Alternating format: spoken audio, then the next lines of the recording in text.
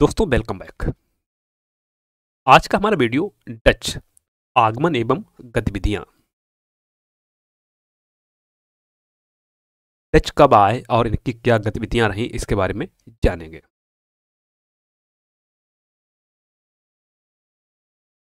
Spain का पतन होने के पश्चात पुर्तगाली शक्ति बिखर गई और 17वीं शताब्दी के मध्य तक डचों ने उसका स्थान ग्रहण कर लिया।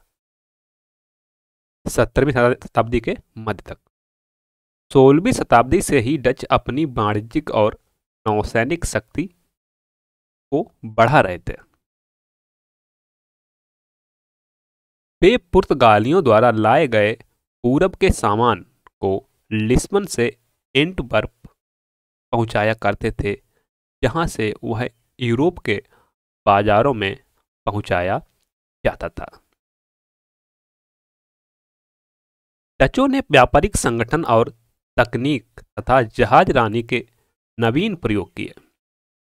17वीं शताब्दी में उन्होंने फ्लूट शिप का निर्माण किया, जो अपने आप में एक अनोखा और अद्भुत जहाज था। यह फ्लूट शिप बेहद हल्का था और इसे खेने के लिए कम लोगों की जरूरत पड़ती थी। इससे आने जाने के खर्च में कटौती हुई, खर्चा था उसमें कमी आ गई।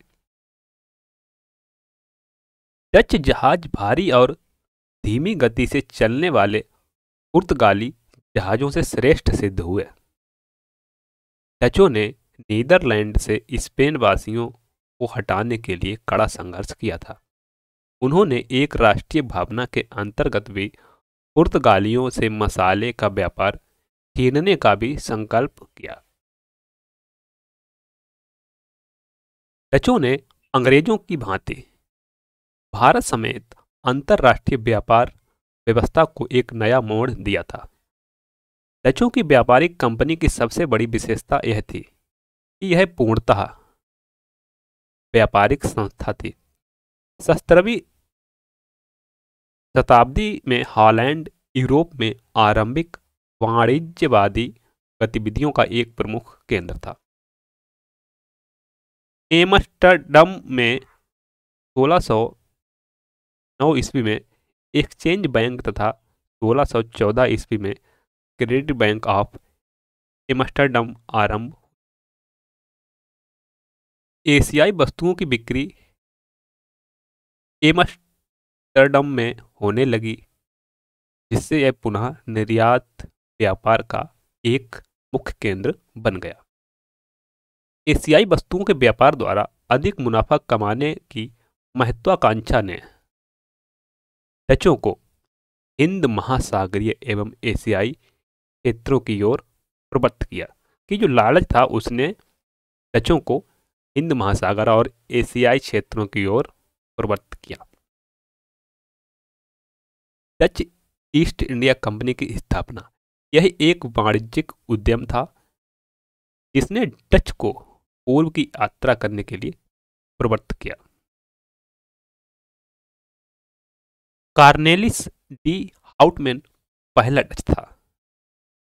कार्नेलिस डी हाउटमैन पहला डच था जो 1596 में सुमात्रा और बंताम पहुंचा।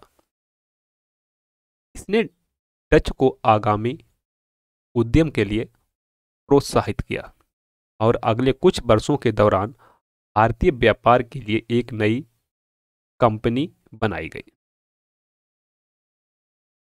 मार्च 1602 में डच संसद द्वारा पारित उद्घोषणा से डच संयुक्त कंपनी की स्थापना हुई,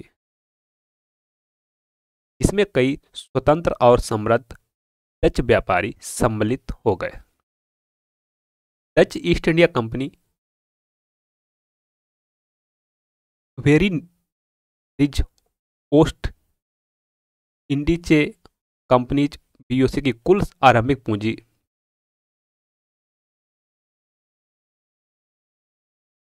6500 गिल्लर थी। इस कंपनी को भूमध्य सागर के पूर्व में व्यापार करने की अनुमति मिली थी। कंपनी का पूर्वी केंद्र बेटबिया में स्थित था। भारत में डच फैक्ट्रियों की स्थापना। डचों ने भारत और हिंद महासागरीय क्षेत्रों में पुर्तगाली सत्ता को चुनौतियां देते हुए अनेक बस्तियां और व्यापारिक केंद्रों की स्थापना की। भारत में डच संस्थापना की सबसे बड़ी विशेषता यह रही कि पुलिकट स्थित गेलड्रिया के दुर्ग को छोड़कर शेष बस्तियां अदुर्गीकृत थीं। भारत के पूर्वी भाग, पूर्वी तटीय क्षेत्र और पश्चिमी तट पर डचों ने अपनी फैक्ट्रियां स्थापित की। 1605 ईस्वी में मछलीपट्टनम में, 1610 में पुलिकट में और 1616 में सूरत में। भीमिलीपट्टनम 1641 ईस्वी में, 1645 ईस्वी में करिकल में और 1653 में चिंसुरा में और 1658 ईस्वी में कासिम बाजार पटना, बालासोरबा, नेंगापट्टनम में तथा 1663 ईस्वी में कोचीन में डचों ने अपनी फैक्ट्रियां स्थापित की। भारत के अतिरिक्त बाह्य समीपवर्ती क्षेत्रों पर भी डचों ने अपना प्रभुत्व जमाया था। डचों ने 1605 ईस्वी में अम्बोयना, 1619 ईस्वी में मसाला द्वीप और 1658 ईस्वी में श्रीलंका जीते।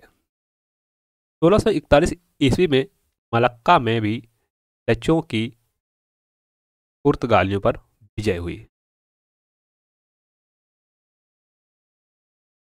भारत में अपनी व्यापारिक धाक जमाने में डचों को स्थानीय शासकों से व्यापारिक सुविधाएं मिली। गोलकुंडा के सुल्तान जिंजी, मदुरई और तंजावुर के नायकों ने डचों को कम शुल्क पर व्यापार करने की छूट दी।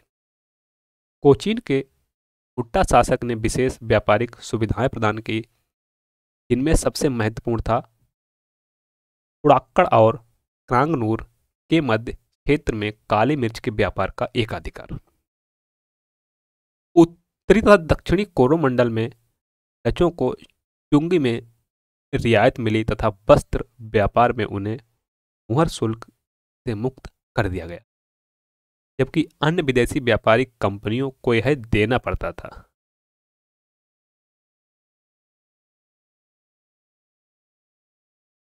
पुर्तगाली सत्ता पर डचों का प्रहार। डचों की व्यापारिक संस्था ओक एक नवीन प्रकार की संस्था थी और डचों के इस प्रयोग से पुर्तगालियों की व्यापारिक सत्ता को तोड़ने में मदद मिली। मुनाफे और पूंजी पर नियंत्रण तथा उनके निवेश द्वारा स्थायी पूंजी का निर्माण कंपनी की मुख्य कार्यनीति थी। 1632 ईस्वी में हुगली क्षेत्र से पुर्तगालियों को डचों ने हटाना शुरू कर दिया। 1658 ईस्वी में श्रीलंका से डचों ने पुर्तगालियों को हटाया। 1659 ईस्वी में तंजौर तट पर स्थित नेंगापट्टनम डचों ने पुर्तगालियों से जीता। डच व्यापार। एशियाई संपर्क के आरंभिक चरण में डच मूलतः काली मिर्च एवं अन्य मसालों के प्रति रुचि रखते थे, क्योंकि ये मसाले मुख्यतः इंडोनेशिया में मिलते थे अतः डचों का मुख्य केंद्र बन गया इंडोनेशिया। उन्होंने कोरोमंडल तट से भारतीय वस्त्रों को दक्षिण पूर्व एशिया में लाकर भारी मुनाफा कमाया। मद्रास के दक्षिण में से द्रासपट्टनम विशेष वस्त्र हेतु प्रसिद्ध था। एशियाई व्यापार में पुर्तगाली सर्वोच्चता को तोड़ने के लिए डचों ने उनके जहाजों पर प्रहार किए और स्थलीय अड्डों पर आक्रमण किए। मछलीपट्टनम से नील का निर्यात किया जाता था। डचों ने सोरे के निर्यात व्यापार को बहुत प्रोत्साहित किया। अफीम, रेशम और सूती वस्त्र को जावा और चीन में बेचकर डचों ने लाभ कमाया। डच दलालों के माध्यम से बुनकरों से संपर्क करते थे। पैसे कभी कभी वे कारीगरों को सीधा रोजगार भी देते थे। गोलकुंडा के एक गांव के निवासी जब लगान नहीं चुका सके, तब डचों ने लगान की रकम चुकाकर उनसे सेवाएं प्राप्त की। 1650 के दशक में डच कंपनी ने कासिम बाजार में स्वयं रेशम की चक्री का उद्योग स्थापित किया। 1650 में डच अंग्रेज संघर्ष समस्त 17वीं शताब्दी के दौरान डच ने पुर्तगालियों के प्रभाव को समाप्त करके पूर्व में मसाले के व्यापार पर एकाधिकार सुनिश्चित कर लिया। मसाले के व्यापार पर उनके अधिकार, कंपनी की संपत्ति और उनकी योग्यता ने इन सभी क्षेत्रों में व्यापार में उनके एक बड़े हिस्से को सुनिश्चित किया। पुर्तगालियों द्वारा नियंत्रित अंतर एशियाई व्यापार पर डच ने कब्जा कर लिया। पुर्तगालियों के नियंत्रित क्षेत्रों गोवा, मालाबार के कारखाने और श्रीलंका के साथ उनके दालचीनी के व्यापार पर कई आक्रमण किए गए। व्यापार के दिनों में गोवा को चारों तरफ से बंद कर दिया गया। 1641 में मलक्का पर कब्जा कर लिया गया और 1655 से 1656 में कोलंबो और 1659 से 1663 में कोचीन पर कब्जा हासिल कर लिया गया। इसके साथ ही डचों ने वास्तविक रूप से पुर्तगालियों का वर्चस्व समाप्त कर दिया, लेकिन अंग्रेजों के रूप में उनका एक प्रतिद्वंदी बाकी था। उन्होंने यमुना घाटी और मध्य भारत में नील का उत्पादन, कपड़ा एवं सिल्क का बंगाल, गुजरात एवं कोरोमंडल, बिहार में साल्ट पीटर, सोरा और अफीम तथा चावल का उत्पादन गंगा घाटी में किया। 17वीं शताब्दी के मध्य से भारत तथा हिंद महासागरीय क्षेत्र में प्रभुता की स्थापना के लिए डच और अंग्रेजों में संघर्ष आरंभ हो गए। 17वीं शताब्दी के मध्य से 17वीं शताब्दी के उत्तरार्ध में 3 आंग्ल डच युद्ध यूरोप में लड़े गए, जिनमें अंग्रेजों की विजय हुई। उल्लेखनीय है कि 1717 ईस्वी में अंग्रेजों को मुगल व्यापारिक फरमान मिलने पर डच शक्ति पिछड़ने लगी। तीसरे एंग्लो डच युद्ध 1672 से 1674 में सूरत और बॉम्बे की अंग्रेजों की नई बस्ती के बीच संचार निरंतर ध्वस्त होने लगे। 2-3 अंग्रेजी जहाजों पर बंगाल की खाड़ी में कब्जा कर लिया। 1759 में बेदरा युद्ध में अंग्रेजों द्वारा पराजित होने पर भारत में डच महत्वाकांक्षाएं चकनाचूर हो गईं। ये जो महत्वाकांक्षाएं थी, जब पराजित हुए तो वह चकनाचूर हो गईं और डच शक्ति पूर्वी एशिया के द्वीपों तक सीमित कर रह गई। डचों का पतन लगभग 3 शताब्दियों तक पूर्वी द्वीप समूह पर डचों का अधिकार रहा।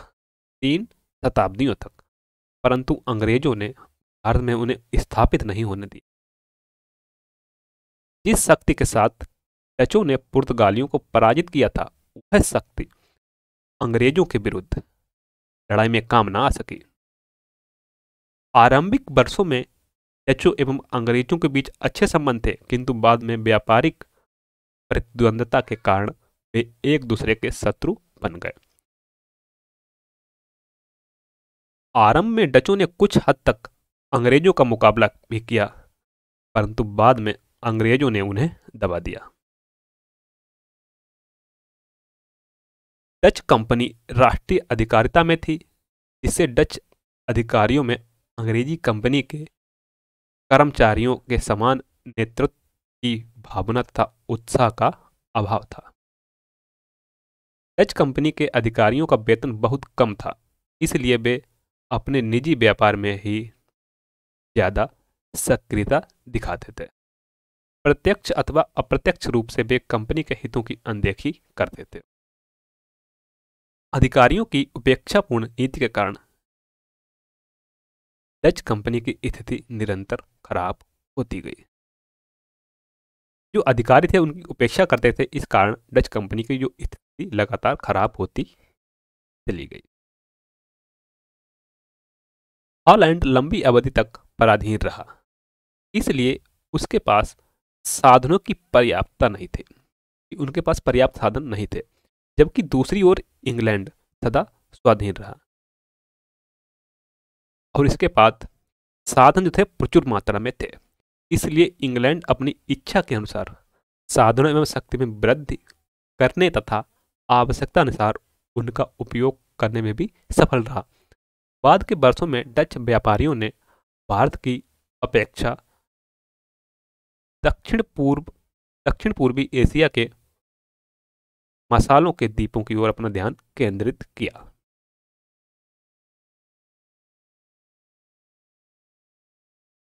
इन्हीं द्वीपों में अपनी विकासात्मक गतिविधियों को केंद्रित करने के कारण डचों को भारत में स्थित अपनी बस्तियों से हाथ धोना पड़ा। यूरोप में अपनी स्थिति खो देने तथा समुद्र पर अधिकार खो देने के पश्चात कोई भी शक्ति पूर्व में अपनी प्रमुखता नहीं बनाए रख सकती थी और ऐसा ही डचों के साथ भी हुआ।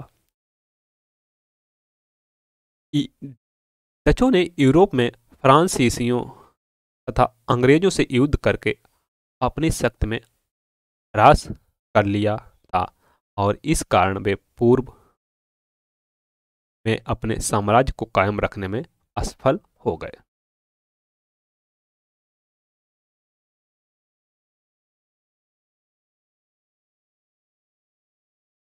Thanks for watching.